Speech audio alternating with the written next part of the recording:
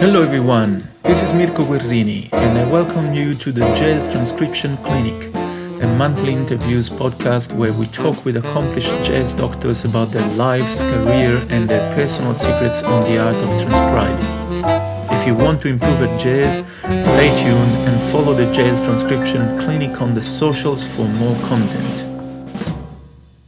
I acknowledge the traditional owners of the land on which this podcast is being recorded.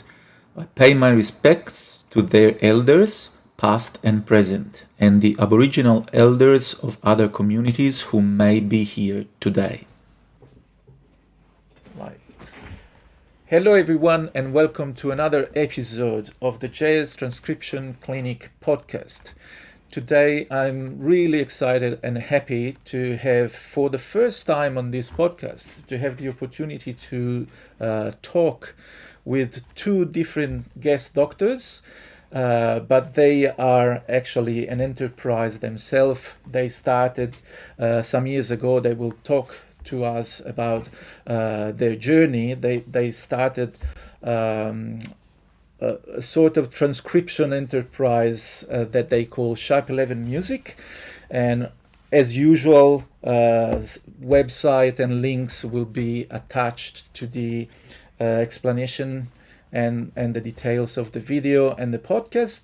And please welcome to Jorre Reynders and Timothy Pedone. Thank you guys for being here. Thank you for having us. Yeah, Mirko. Great.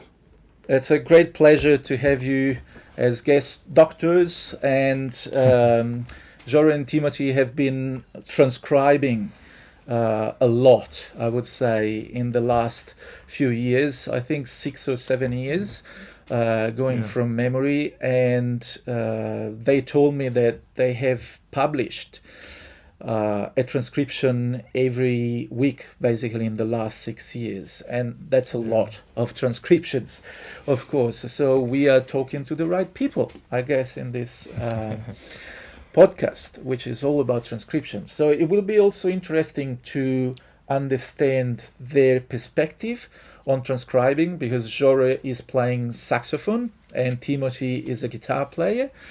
And sometimes I've seen videos of you guys transcribing the same solo and playing the same solo together. So don't talk now, but I for sure will ask you something about, how is it possible that you do the same job, the same work, and you are still good friends? So that will be the main question.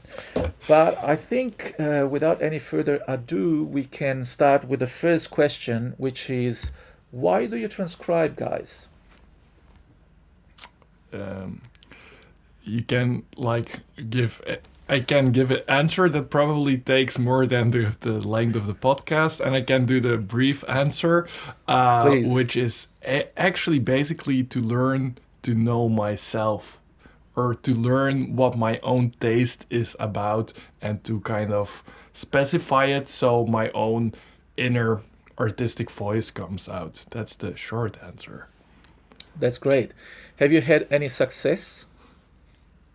Yes, that's why I guess we've been doing it now for 6, almost 7 years, is because I, per transcription, feel like I'm discovering still new things, and it really helps to grow my musical personality. Absolutely. Yeah. I guess, it is a very interesting response, because I guess, first of all, we tend to transcribe what we like. So there is already a tip, a clue on who we are, and also maybe who we would like to be. What kind of musician we would like to be. And what sorry. Can I do a funny follow-up, but not to per se go there, but you said you transcribe what you like, which is absolutely true, but because we've kind of doing this weekly thing, then I've been actually selecting here and there for transcriptions I didn't necessarily like, as well as also transcribing a couple of my own solos, which are different perspectives to learn from, which Yes. is also really nice to do. Yeah.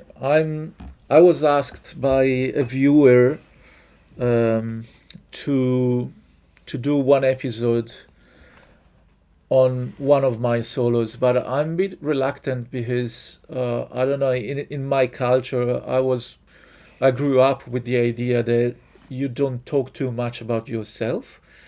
So I do transcribe myself, but then I keep it for me because I do it for my personal studies and to suffer in alone in my room and put my hands on my head and oh my god how bad I am. But I do it because I want to improve. But I don't know. I'm a bit reluctant in sharing on the podcast because I don't want to give out the idea that I want to show how good I am, because most likely it will be the opposite.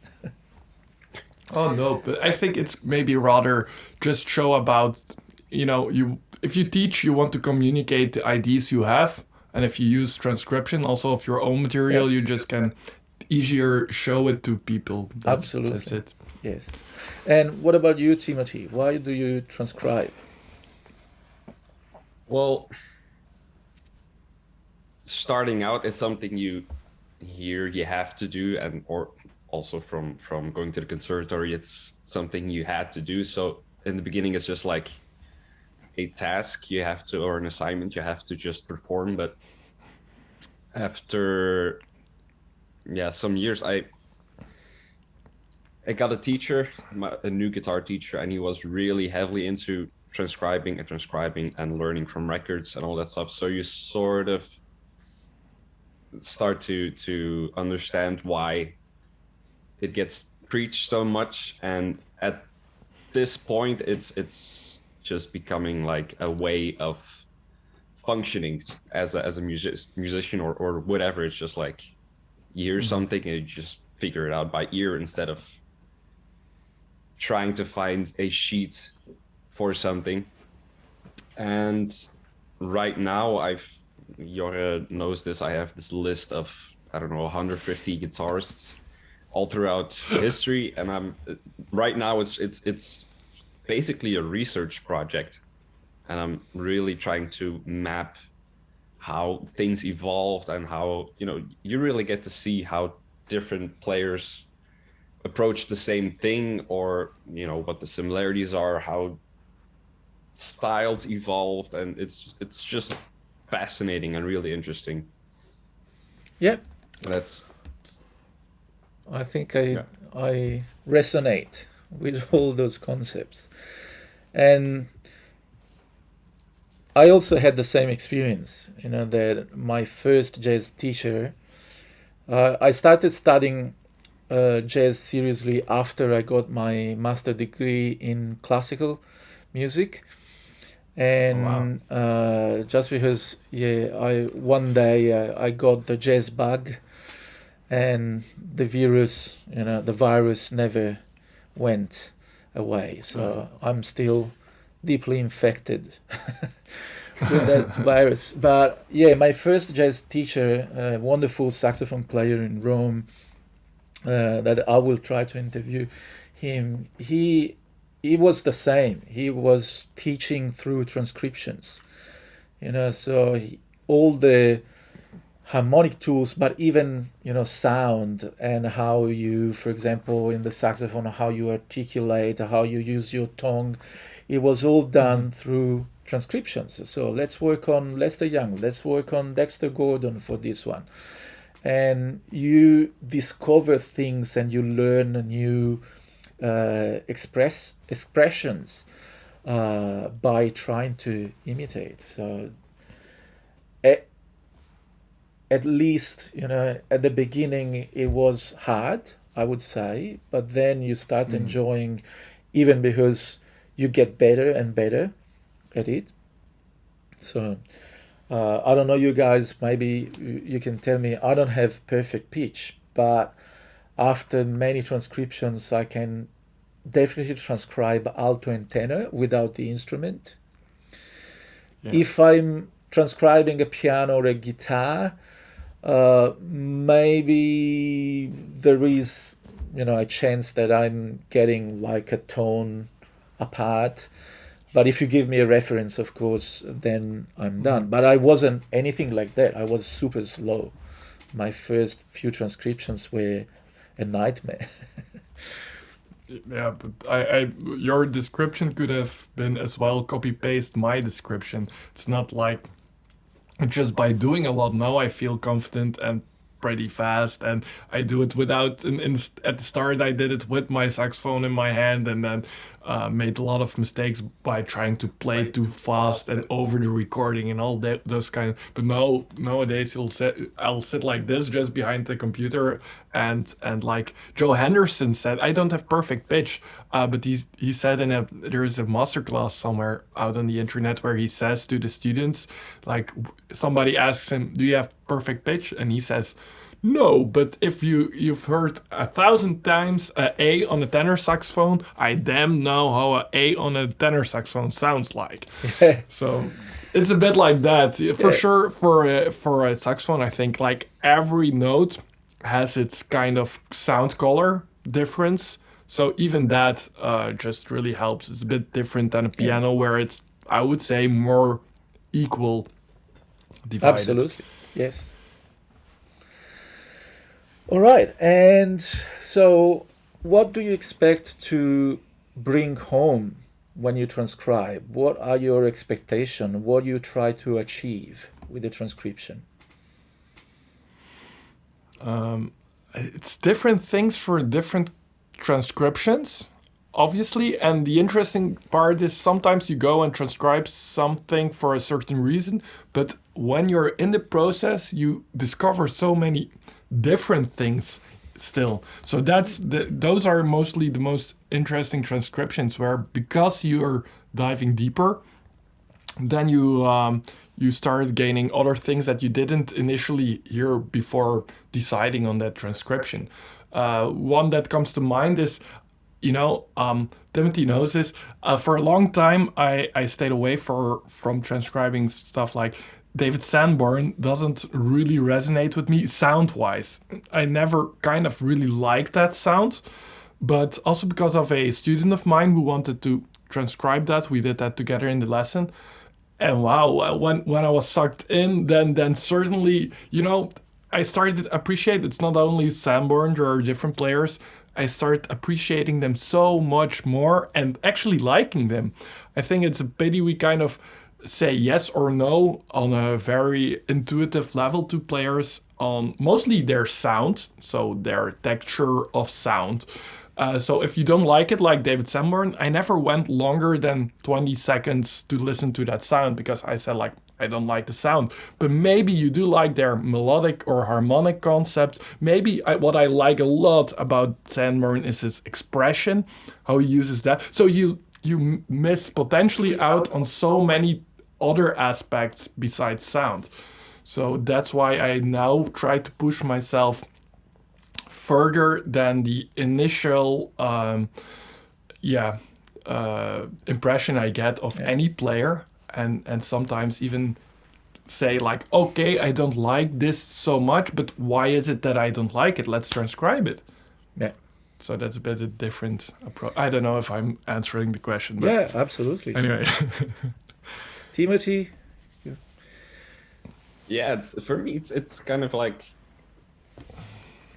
I don't know. Yeah, again with the I don't really want to call it research, but it's like reading a book.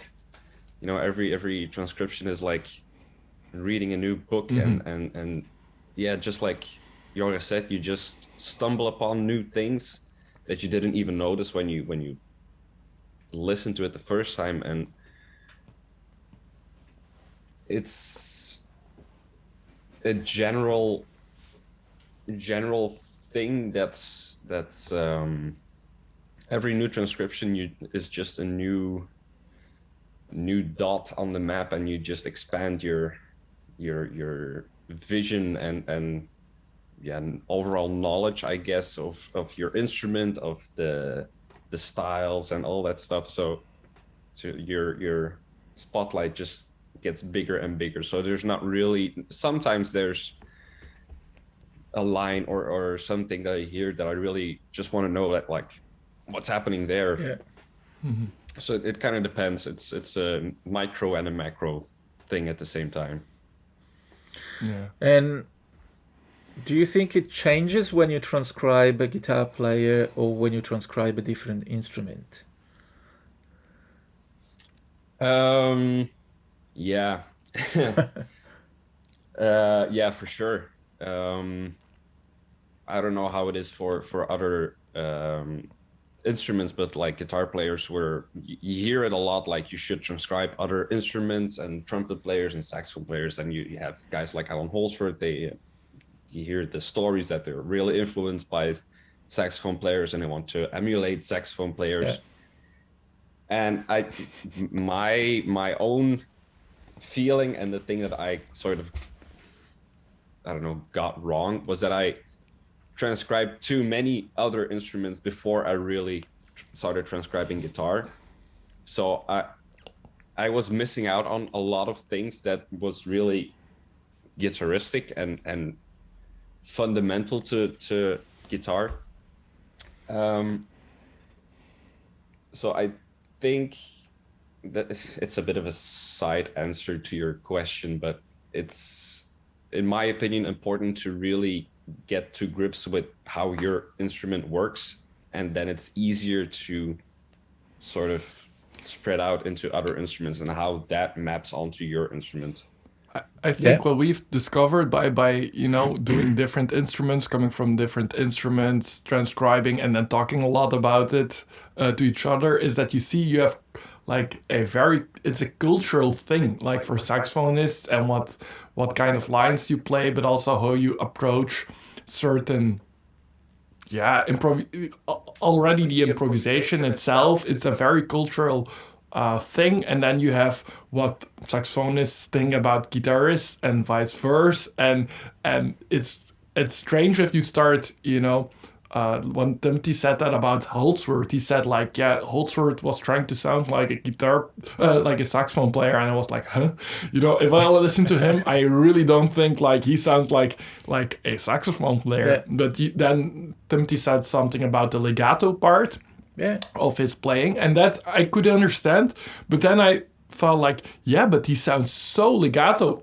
Saxophone players don't sound like, they try to phrase. They do the opposite. They try to get the bumpy side and the phrasing, like Cannonball or something that's cool, into their playing. So he was trying to reach a different goal that saxophonists are not do. They go the opposite way. So that kind of strange things happening there. So I think we should talk more to each other. I remember also an interview to Pat Metheny, and he said that he was studying a lot, for example, Chet Baker, and he started studying, instead of playing Chet Baker lines in a guitaristic way, he said, I wanted to go down the stick. So he was like playing the solos using only one string. That forces you to play your instrument in a different way, and eventually you find other colors, on your instrument that maybe you would never explore if it's not.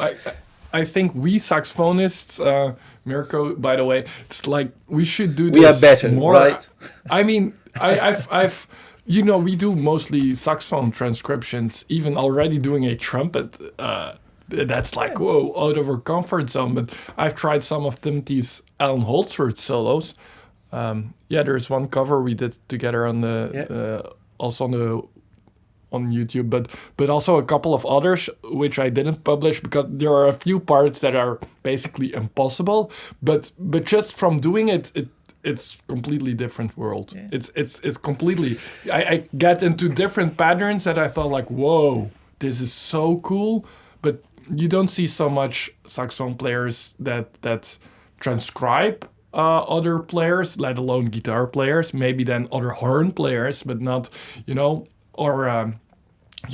opens still so much possibilities to break out of that.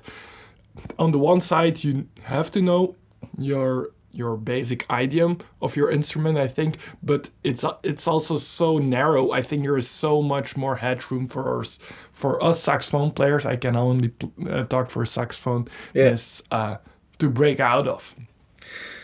Just yesterday, I was teaching a student, and he's playing alto, and I just played off YouTube a track played by Charlie Mariano, and in one chorus, Charlie Mariano is using like 3 or 4 different, I call tricks, that you can use on the saxophone, like the side D, for example, and the side D with the normal D pressed, or the honky B flat in the high octave, or the cannonball thrill on the high notes with the high E. And I was talking to him, and I just realized that I learned all those things from transcribing. So I could, explain, you know how he does it. And I said, no, I don't. If you do this and that, and he tried, and I could see his face like illuminated all of a sudden. It was like discovering a new toy, and I can do that. That's cool.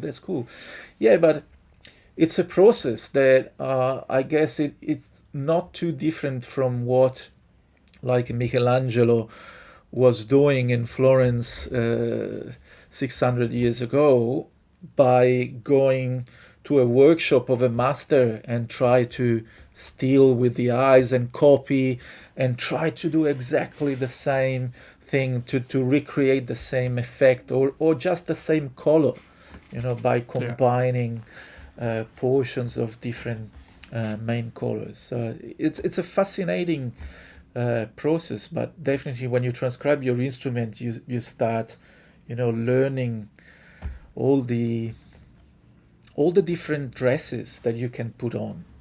And I think you can basically learn anything with transcribing, but sorry, go on. To me is pursuing freedom, so that I can express myself in a precise way. And if I feel angry, I want to deliver anger, or if I feel happy and serene and relaxed, I want to be able to do that.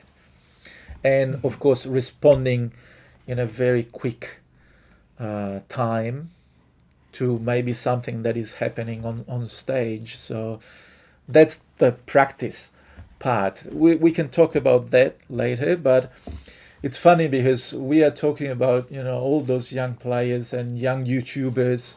I consider you young guys, by the way. I'm 357 years old. But, they present those videos like learn to improvise in 4 minutes, or master the diminished scale in 1 hour. And apart from the fact that it's a very bad lie, and we all know that, it's incredible how many people fall for it. So one aim of my podcast is also to try to defend the idea that nothing comes with nothing. It's not magic. It's not magic. Every single thing that you achieve, it means hours of sweat. And also frustration, because sometimes, it takes 3 weeks to get to one chorus done, in a good way. It's great that you mentioned that. I would say it's pretty inevitable to have the frustration part. You cannot cut that out, that part. Yeah, you cannot get out, but it seems that, especially for the young people, I'm talking about, uni students and people that are approaching the jazz music, all the examples and the inputs that they receive from the media are talking differently.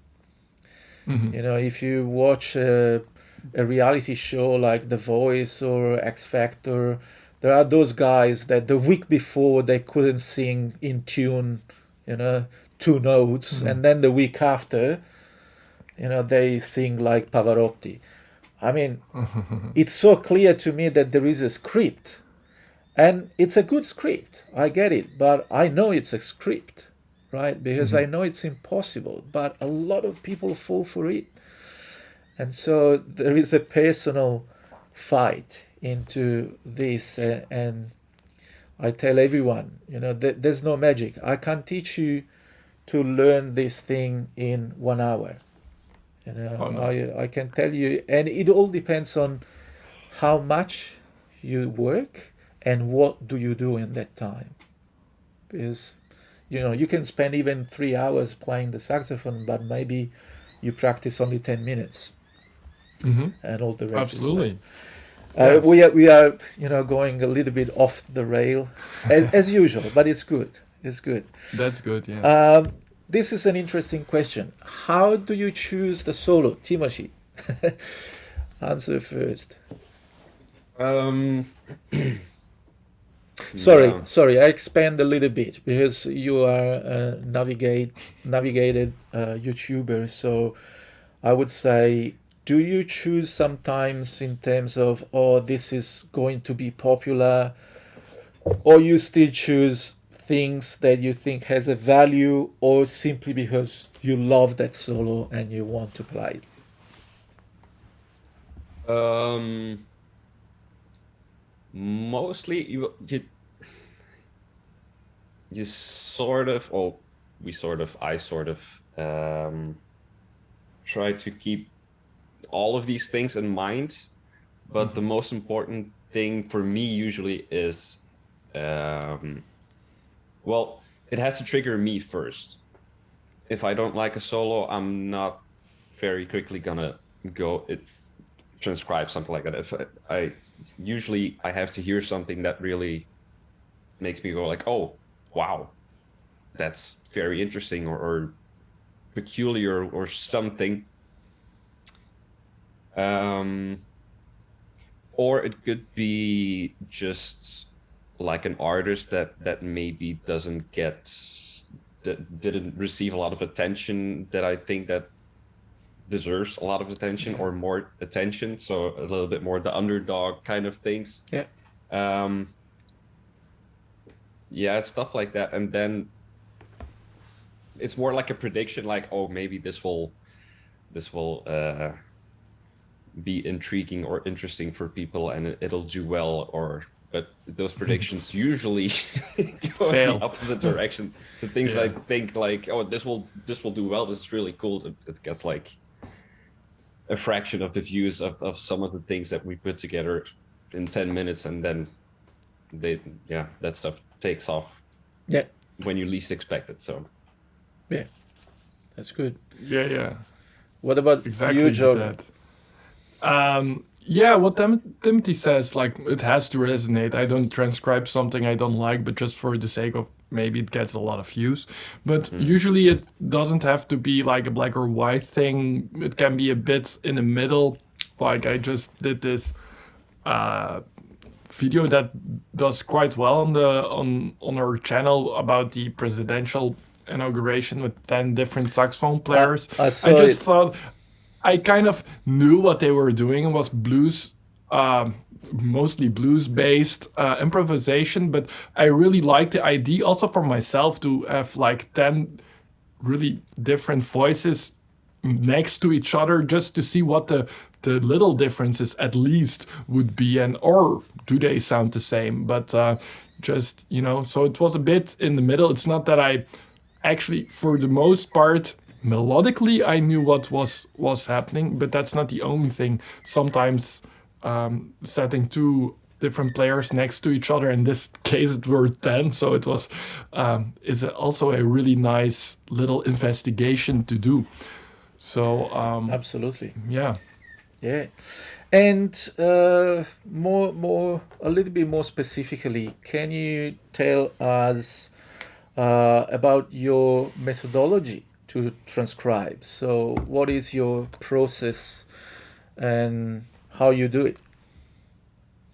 Do you use any software, or I would like to know how you do it from day one to when it's finished. One is Jorre goes down the rabbit hole on YouTube usually, and then suddenly here's a like where I used to do solos that I knew for like I've heard it 100 times before, and I transcribe that, which I sometimes still do. Absolutely, and I have some of those on my list. I now also react more impulsively. That I hear something and think, "Whoa, that's cool." I put it on a second time, and then I decide to transcribe it. So I didn't hear it a lot yet. Then I download mostly nowadays from YouTube. Download, but get the audio to download to my computer so I can load it into Transcribe, the software. Oh, yeah. Exclamation mark for Yeah. people that don't know. You know it.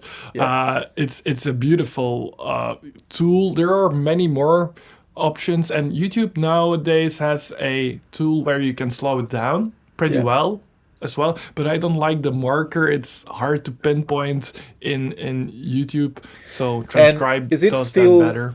YouTube is still either 75% or 50%. You can't go fine with Yeah. the slowing down. I used the 50% marker before. I still sometimes do, but I try to avoid it if possible because it gets so blurry. Yeah. And also, it doesn't necessarily cover. You go too specific into something the player really didn't intend it, I think. So sometimes you want to zoom out. That's, by the way, one of the bigger mistakes I did in the beginning. I did this Oleo transcription from Cannonball. If you know that, it's a super fast thing with Miles, super cool solo. And I did that like on 50 or 75%, I don't know. I transcribed the whole solo, but I didn't kind of went back and zoomed out just in the normal speed. So at the end, I was reading back through it, and then I suddenly came up with all these kind of weird or some kind of weird rhythms while it was just basically all 8 notes. But you know, the little differences in slower tempos, they get amplified, and then you start doing weird stuff. So I try to avoid that. If possible, I try to do it on the normal speed. So in Transcribe, do small parts still, but work on my memory, my work memory. I try to slow it down in my head, if that makes sense. So I will take maybe, if it's a very fast thing with a lot of notes, maybe do 2 beats, play it maybe 2 times, and then see if I cannot sing well. Timothy knows that I'm a terrible singer, but I try to, they call it audiate, sing it back in my head. And if I do that well, that's the best software to slow it down note for note, and then I get it down. So to get a rough process, but so transcribe, go through it bar by bar. Don't take my saxophone to play over it. That's for after I've done the whole thing to double check, but also I play it next to each other and not on top of each other anymore. Until maybe the last process, when I'm finished, I want to really learn it. And so that's that, transcribing. Then also always the chords. There are some transcribers on YouTube that don't put the chords. I really can see, I mean, you're, for me, losing more than half of the benefits if you don't do that. That's exactly what I want to see. What is it in this context, what he's playing? And then there's mostly a proofreading part, sometimes a second proofread, because you always miss some silly things. And then we make usually a video of it. I cut it out on my computer, make the video of it. That's a very rough process. So then I have Adobe Premiere for the video editing. That's about it. Good. And what about you, Timothy?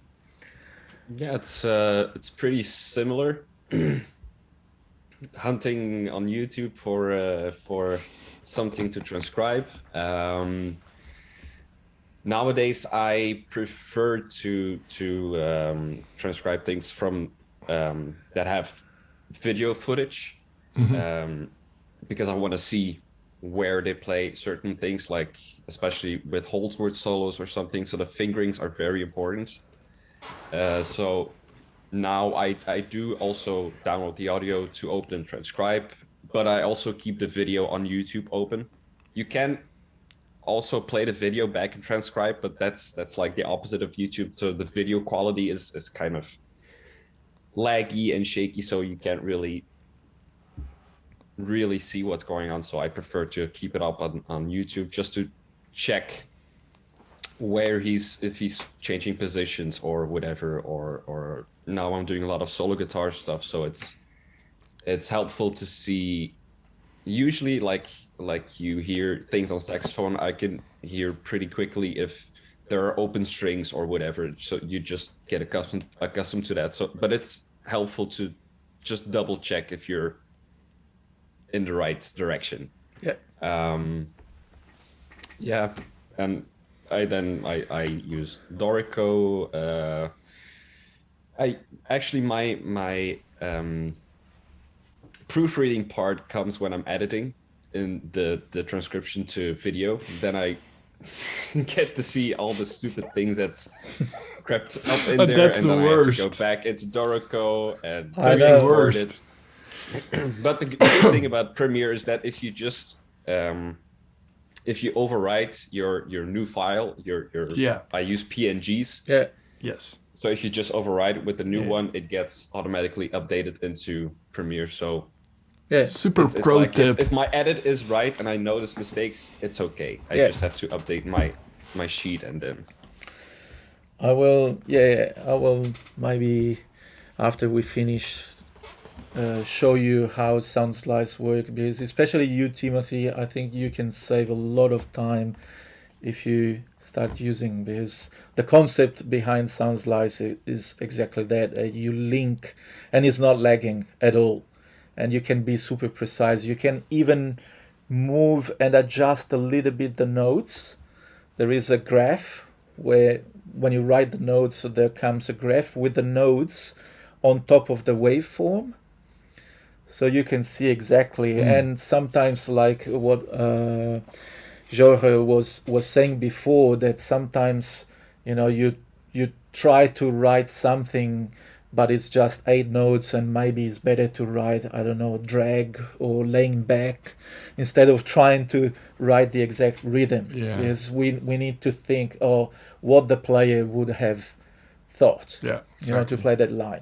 But with sound slice, I found very easy also to adjust, in order that when the playhead is playing the solo, is really super precise with the music. And that helps, because when I proofread my transcriptions, I then can find a lot of even small articulation things, whether it's a scoop or a grace note, which for us, saxophone player, makes a difference. Because Sure. But I guess And even usually even for guitar, you can. it's a lot of the times also the combination of both. Yeah. Sometimes if it's like banded down that much, you cannot, probably the player is helping with the grace note, but it's so banded down that you don't hear it anymore. So that's what Timothy also, it's less for saxophone players, but it's nice if you have the footage and you can somehow see a bit what the player does. Absolutely. That's good. So the next question is: do you write it down? And if yes, when? Or if not, why? Yeah, we also publish it, but I love just seeing it down. Gives me different insights than just knowing it in my head.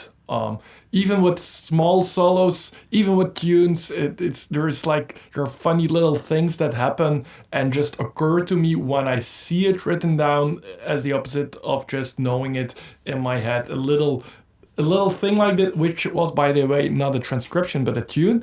All of Me, the tune I was doing with a student recently, and I was going through the chord progression, and I know it like 90%, but it's like 1 or 2. I've never done it by with the sheet music, and then I opened the sheet music, and then I suddenly saw, like, what's that, in the second part of the first A, you have those notes. It adds in concert the B flat, in it, and then I suddenly realized, like, so it moves to D minor, but it has this kind of modal interchange actually vibey to it. And I knew the melody, I knew the chords, but just from having this overview, then it all clicked. So I think writing it down always helps. It's like there is this misconcept, which is in education, that we learn best. Everybody has their preferences. Like you learn best by ear, somebody learns best by seeing it, somebody learns. But this is kind of a misconception in education. It goes, it sounds fancy. A lot of people think it works like that. There's a very cool video on it by a YouTuber, Veritasium, it's called. And the research actually suggests that it only amplifies each other. So learning by ear is great, but learning by ear and seeing it just amplifies it. Learning and seeing it and then feeling it by perhaps learning it amplifies it more. So it's like you stack it on top of each other. It's not one over the other. So I wouldn't see a problem. Some people say, no, you have to do it by ear. It's kind of a problem if you have to write. You have those purists, I would say. But I would say the opposite. It just helps to write it down. Yeah. I guess sometimes, especially if I don't have the time, I immediately write it down. But I found out that if then I don't learn it by heart, I'm still missing a lot. Because to me, if I read music, I'm reading music. So there is an interpretation, like a mathematical interpretation, a theoretical interpretation of what is written on the chart, while playing from memory really gets me to the core of the sound of that line, or the timing, the precise timing, which is different from watching a bunch of 8 notes. While if you learn exactly what it does, remember there is a Stan Getz solo that I learned, and he does a tremolo, a 4th tremolo. And it was really difficult to learn the exact frequency of the tremolo because he modulates. Sure. Right? Yeah. And those are the things you don't write that down. You write the I E and the guess. A, and you put the 2 dashes in between. Yeah, sure. But then you have to learn the sound of it. Yes, but I think that's just knowing which parts, like also the expression, and I see the transcription, the sheet music as a guide, so it's not the exact thing, and you shouldn't be pinned to that I would completely agree with, but it's just a guideline. The opposite is also true. People will try to do it by ear, but most people think I'm sorry, but I think that's for most of us, maybe even including myself, we overestimate our own memory most of the times, and then you kind of get on the memory and then like, oh no, I knew this, there was a little mistake again, but you are practicing mistakes, and I don't see the point in that either. So we are kind of, it also sounds better to say to somebody, I know this by ear, I didn't need to write it down. It's all so romanticized. But it's a bit strange, in my opinion. You should watch the first episode of my podcast. I started this podcast after I saw a YouTube video of a very, very good friend of mine. He's from Florence too. He's a saxophone player, very nice saxophone player. He was studying with my father. My father was a saxophone player too. So he's a bit older than me, but I remember him coming to lessons to my father, and like 1.5 years ago he published this video where he plays a Michael Brecker solo, a live version of I think it's Recorder Me with the Steps Ahead, and it's like 6 minutes of Brecker solo at the top gear.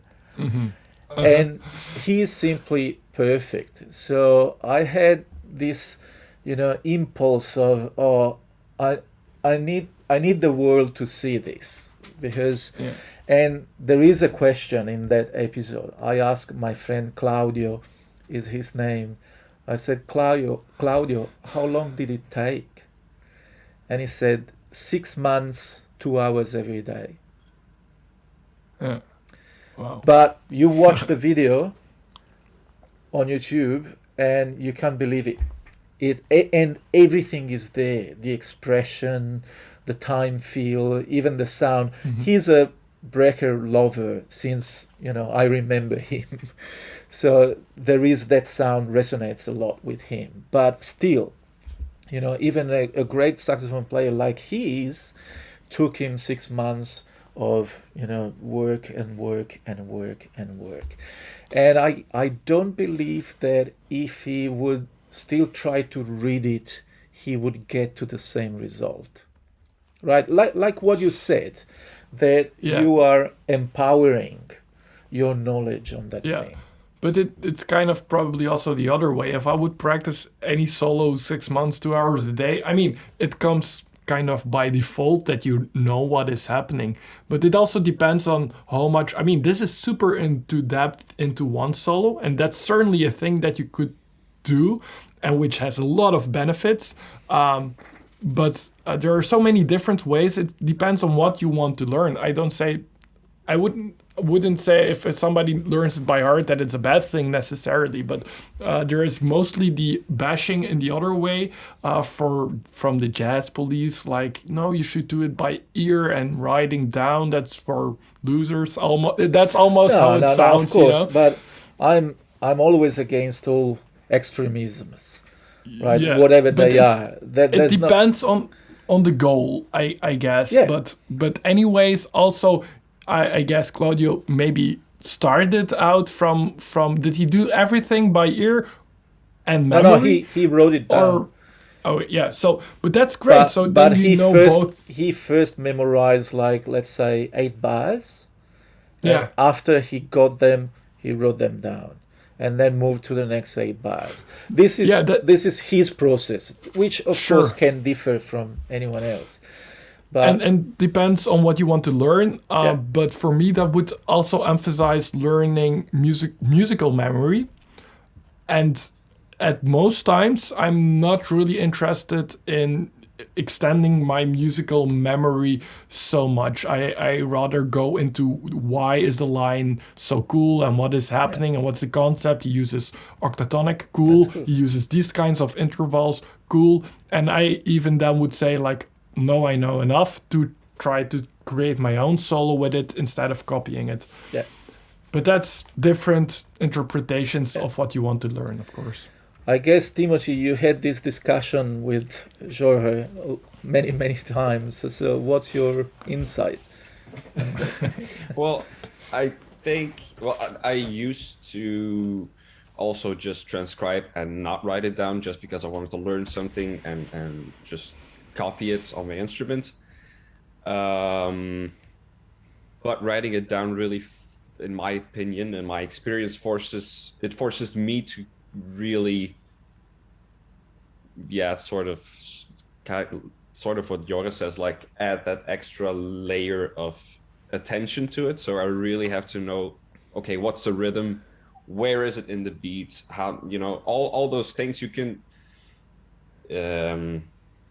if you learn it and you just copy it and play it, you'll know where everything falls, and maybe not consciously know how something is rhythmically or whatever. You just play what you hear and you just copy it, and that's fine.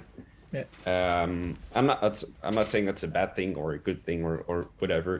Just putting it down on paper really makes you think about everything, especially rhythm. All that stuff. You really have to make something very concrete, and then you put it on paper as best as you can. Yeah, even because this music is the most, foggy music ever. So let's say it's already impossible to write even, I don't know, a rock drums groove. You can try to be precise, and then you let a computer play, and the computer is very precise, and it's not the same thing. So there is something else. But it's also like, when you ask a student, okay, let's play There Will Never Be Another You, and you give the real book chart, you remember how the real book chart is written. Da da da da da da dee da da da da da da da da da dee da da da. And then the student get frustrated, because he doesn't know what to do. But then just you transcribe 10 different versions and you just transcribe the melody. This is sometimes where I start from with a student. Let's work on a melody, and maybe a melody sang by Sarah Vaughan or Ella Fitzgerald.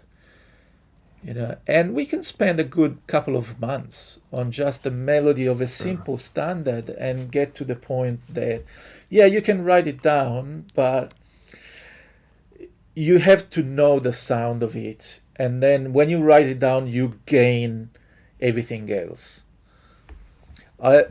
For me, it never worked the other way. I never learned a solo off a book. I have a lot of books of, printed solos that I bought, volumes. I can't learn them. I can study them. I remember I was studying the Charlie Parker Omnibook as a technique exercise. But Mirko, maybe there also, by the way, I absolutely get what you mean, and that's certainly a way. It's not that everything has to be written for us to be learned or something, or that we do everything with what you describe would be a way I would do it as well. But I think there is also the difference there from like published books that you kind of try to read, or the stuff you transcribed yourself. Of course. Because when you went through the process yourself already and write it down, and even don't study it, you've gained a lot of insights. Yeah, but there's not an argument here. We all agree on the same things. Yeah. And sorry, Timothy, I think I interrupted you before. Oh no, I'm not sure if that's what it was that I wanted to say, but it's as we all agree, like what you hear, the sound, the recording, that's in the end the most important thing. It's always using your ears. That's the whole point. And then of course you're listening and then writing it down, not the other way around. Like I'm studying conducting now, and then if you see a melody written down, then you have to make an interpretation of that and decide yourself how you're going to express that, and articulations and all that stuff. But that's a different process than learning from recordings and learning expressions and articulations and all the nuances. That's the most important thing from gaining from listening to that and learning by ear. Absolutely. The writing it down is just for yourself, the extra layer of I would call that the implicit transcribing. It can also happen when listening to There Will Never Be Another You in your car or so. Yeah, absolutely. And next question I think is quite important, and the listeners are eager to hear your vision on this. How do you practice the transcription? So how do you practice the things that you transcribe, if you do practice? I would say I probably practice because of kind of the consistency we've been putting up on our channel. I just practice about 10% or 20%, literally. Maybe not even. I don't know. But so this is about practicing, but I just want to add, you can gain so much from transcribing even without starting to copy it on your instrument. So that's the conceptual learning is the biggest part. And then when we get something down, or at least for my part, it's different when I study a saxophone player, even a hard one like Michael Brecker, or I did the Holdsworth thing. Two different worlds, almost. I mean, kind of with the saxophonist, you go into paths like in the woods. You you just follow paths that are at least already made. Yeah. With Holdsworth, there you need to come up with methods also for fingerings, or otherwise it's impossible. So there was also a lot of just a little bit researching or figuring out how I would handle things. While with like Michael Brecker or the other ones I did, Paul Desmond, or you kind of know it's possible on the saxophone to start with. Yeah. So that's practical. And then I don't know. I don't have a special way of going about it. Just from the start, listen to it a lot without the saxophone, so you know what is happening. You cannot go and practice any kind of transcription if you don't. I wouldn't say I always kind of exchange sing for audiate, because I cannot sing. I can sing it mentally, but if I would sing it with my voice, it would be terrible and nothing like the original. So you have to be able to simulate it in your head. That's without saying. And then just go part by part. I don't know. There is not so much by it. The hard parts I single out. I use my classical. I had a few years of classical real training until my 16th. There it comes in handy for the real hard parts to practice it with, like, for example, if it's 16th notes that are very fast, I do them per 5. So I got 4 grouping, but always connected to the next one. Then I give it different rhythms, like ba ba da ba da ba da, and then the opposite rhythm, da da da da da da, because you then do some notes very fast already, but in different orders, and that helps tremendously to get a hard line. I remember with Michael Brecker, that's in there. We did the original Ray solo. You remember that one, Timothy, from live. Yes. There is, I mean, I always thought, like, if something is fast, I can learn it. I mean, it's just fast, but you should be able to, if you can do it well enough, then you reach that tempo. That was the only time that I had almost a breaking point, that I thought, like, no, this is too fast. I cannot get that down. It kind of worked out in the end, but not as neat as I hoped for. But I would advise every saxophone player to get at least a few of classical saxophone lessons, because technical wise, they're way better than saxophone players. Jazz players are so sloppy. Yeah, the system you described, I think, comes from the Marcel Mule idea on playing scales, where you apply. I didn't know that. Thank you for pointing it out. Yeah, there is a book called in French, and now I'm going to lose my face forever for attempting my French, which is Les gammes dans toutes les tonalités. And in the front page, there are like 20 different rhythms, and he suggests to play all the scales, and you apply a different rhythm to the scales. And then there is another book with the same concept called Daily Exercise for the Mechanic. Mm-hmm. And same thing, maybe there is a passage that is not that comfortable. I don't know, let's say low C sharp and D sharp, where you have to use your pinkies. And same concept, when you apply a different rhythm, your fingers can develop a stronger muscle memory. So absolutely, that works perfectly. Yes. Cool. Timothy, you have anything to add to this question, or? Yeah, it always depends on where you're at. I think your current level of what is it that you want to gain from the transcription? Is it some melodic harmonic concepts, or is it more of a technical thing, like with the Michael Brecker stuff that Jorre makes me learn? It's both, but it's mainly also a technical thing, because as he had with the Alan Holdsworth stuff, or the cannonball solo, for me, all the saxophone stuff, it sounds great on saxophone, but it really is not very practical on guitar. Yeah. sometimes most of the things, of course, it's all playable, but you really have to come up with a different strategy to get the line out of your fingers and on the neck. So that's a good exercise Yeah.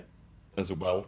Yeah. And just to have that different approach to how to play something. So yeah, for me, I also don't practice every transcription we make. I see it also as like a public service thing that we provide. Absolutely. I understand very well that point.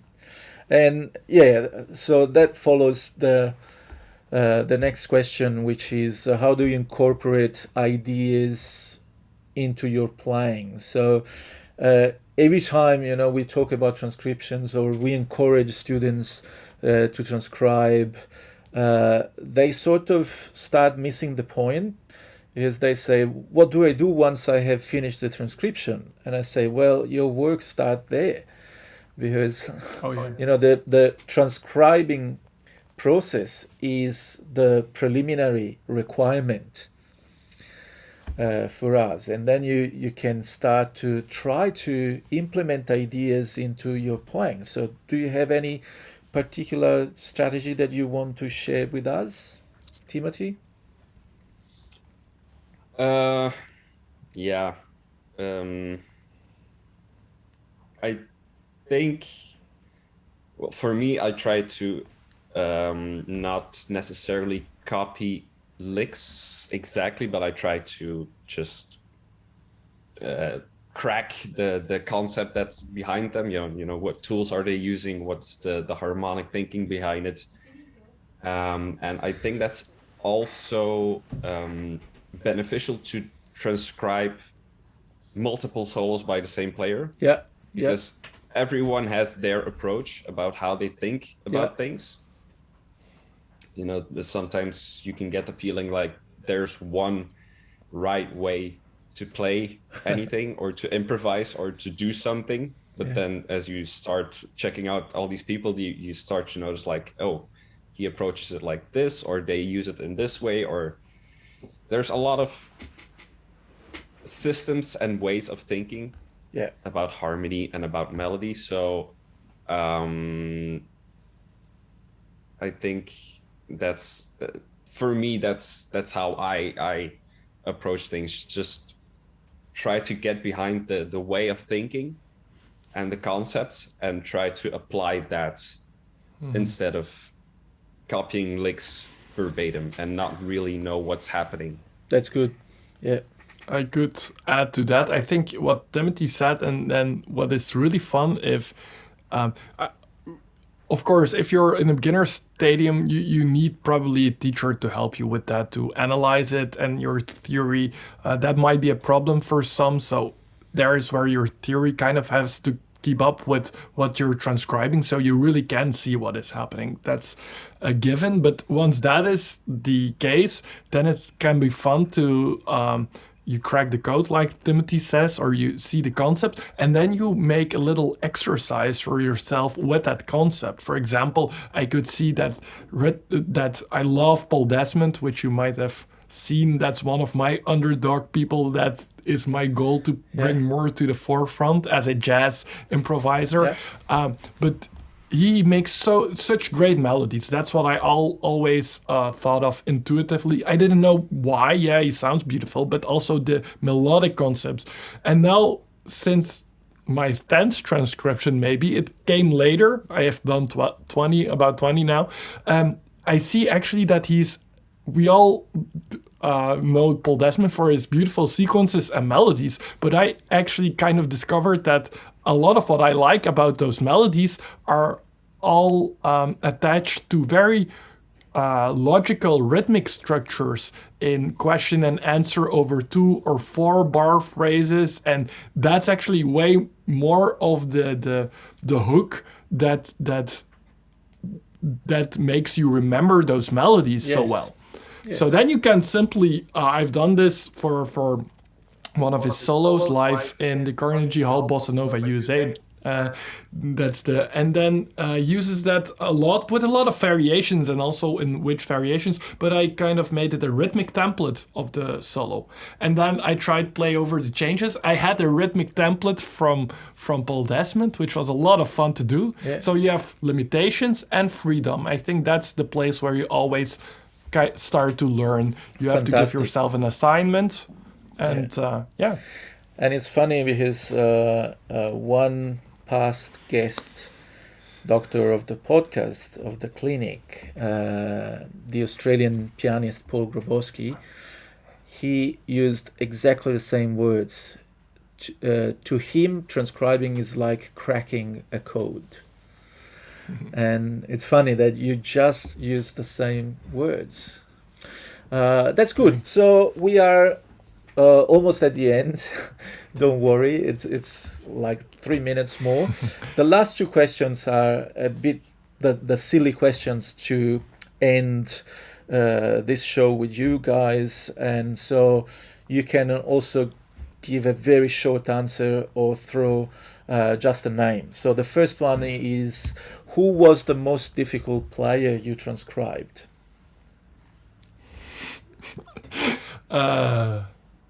You can answer this in different ways. If it's all instruments, then it's any trumpet player. The trumpet players are the worst. I'm sorry, trumpet players. You have great guys. For saxophone, let me think about this for 2 seconds. Yeah. Tinty, you can. Well, for me, I have two. Alan Holdsworth for guitar. That's and I did a couple of transcriptions of Tigran, the piano player. Mm-hmm. And what's the song called? It's Nerian Odyssey or something. It's like 10 minutes, and I transcribe it, and that was really the hardest one I ever did. I do believe it. I have also two names, by the way, because it's hard to decide their hard in a different way. Of course. One is James Carter on Pick Up the Pieces, if you know the solo, with Phil Collins Big Band. It's live on Montreux. Maybe. It's kind of a famous solo, but he starts, he plays lines for maybe a minute, and the rest of he does a lot of the overtone stuff with circular breathing, and then he starts screeching, where you move your fingers, but you do it all with your mouth. Actually, that was really hard to kind of get down on a sheet, because I kind of knew what he was doing, but he wasn't doing, notes. I couldn't transcribe pitches. I somehow made my way through it. I didn't remember how, but I had a lot of breaking points where I had I'll have to write, move your fingers rapidly and go with your embouchure through the or something like that. I couldn't make it out on a sheet. But what he does is also almost like classical improvisation with just sounds and gimmicks, of course. And then the other one is, funny enough, David Sanborn, a transcription of David Sanborn on St. Louis Blues. Yeah. But that's because he is so expressive. He does a lot of those smears. He does a lot of notes, and he smears with his intonation. Then, those lines out, so it gets super blurry and rhythmically really hard to notate. Yeah, the most expressive guys probably make it the hardest. That version that you mentioned, if it's the same version we are talking about, album version for me. He plays the exact solo of the Cannonball Adderley version of that piece. Do you know that album that Gil Evans recorded with Cannonball as a soloist called New Bottle Old Wine?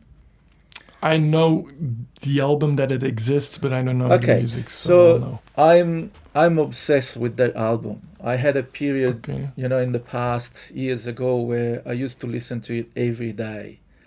Okay. I think it's one of the most gorgeous album ever recording in terms of arrangement. So it's Gil Evans arranging a bunch of old standards like St. Louis Blues, King Porter Stomp, and Strutting with Some Barbecue.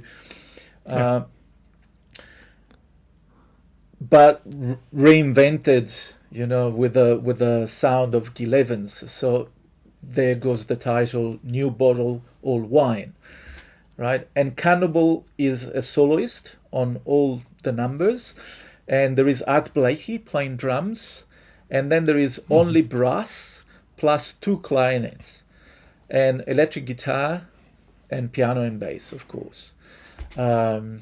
It's a wonderful album, guys. You would fall in love immediately. And then, a few years ago, I bumped into this album by Dave Sanborn, where all the arrangements are exactly the same, transcribed, but a little bit more on the easy listening side. And he plays, all the solos from Cannonball a la Sanborn. I'm still undecided whether I like the operation or I hate it. Yeah, I get that immediately because it reminds me of a Kenny G recording of Cannonball's Corcovado as well, where he kind of he copies a lot of the lines, let's say. Yeah, but in the case of Sanborn, it's exactly the same thing, and at least online, you don't find any acknowledgement of the original source. So it's not written, at least online. I don't have the album. I have other 6 albums of Sanborn, but I don't have that one because I don't know. There is something that no. That's uncanny. Just it feels weird. Yeah, and online Probably. there is nothing written, and even under the YouTube video you can see comments of people saying, "Oh, great arrangement! Oh, that sounds so great! One of the best albums." And I think, is this thing right or wrong? I still not decided. I should interview Sanborn and ask. Oh yeah. But Cool. please check that album by Gil Evans with. It's no more on CD, but they published a double CD box set called Pacific Recordings of Gil Evans, and the first CD is that album. Okay, cool. And it's beautiful. That's something they really play interesting. They also play like Lester Lipsin, and so anyway. And the very last question, even sillier than the one before, is which transcription you've done is your favorite? I know you are going to tell me, no, there's too many. No, I can't answer that question. It's just that for the sake of the game. Sure. Just I'll shoot make one. just one arbitrary parameter to decide that, and it's just because it's kind of my first one, and that's the strap hanging solo by Michael Brecker with the WDR big band, and I've started that one when I was 16. It was so hard I couldn't really get it down. I remember the part where the backings of the big band came in. And when I was 16, I was like saying to my teacher, it's impossible to hear, they are too loud. Yeah. And the funny thing is, when I did the channel and I revisited like 5 years later, I suddenly heard all the lines. It was like magic. I thought like, whoa, what happened? Is the recording, did it secretly got better or something? Yeah. No, but this has learned me what you said about the struggles. They are super real for me, or they were super real for me. This has been the best learning tool in my life, going over from 16 till 30 now, and we learned this one last year. Absolutely. Great. What's your favorite solo, Timothy? Yeah, I think also the one that was hard is like the Tigran Nerian Odyssey, because it was so hard, and that was really one that I had to spend a couple of weeks on to finish it, and it had like rhythmic modulations, and he starts beatboxing and all that stuff. So again, like really that frustration and having to keep going at it and trying to figure out what he's doing and how he's doing it and stuff like that, and then finally getting to the end of that. That's If you Yeah. push through walls, that stays with you. That's a scar. Or no, maybe something more positive than a scar, but it stays with you at least. Yeah, I like it. So guys, thanks so much. I had a great thank time, you. and I'm pretty sure that our listeners will be delighted to hear you talking about your methodologies and your passion. So keep doing your exceptional work. Thank you. And as I say all the time, all the links will be in the video description. So check these guys out. They also have a bunch of actually a lot of transcription that they sell on their website. So I guess that's another way to support their fantastic work that they are doing. And check also their playing individually, because I'm pretty sure you will be amazed by how these people are playing their instruments. So thanks a lot to Sharp 11 Music, Jorre and Timothy, to be with us today. Thank you. Thank you, Mirko.